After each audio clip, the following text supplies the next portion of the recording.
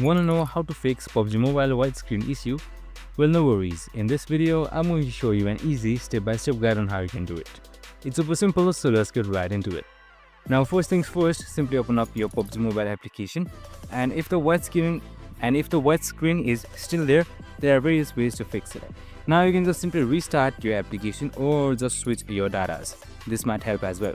So if all of those still don't work, you can just simply select or hold your application, head towards app settings, and once you're under app settings, on the bottom right side you should see clear data right here. Just simply select it. Now once you've selected clear data, just simply head towards clear all data or clear cache. I'd recommend going for clear cache first, so it will delete all the junk files and it might help resolve the glitches.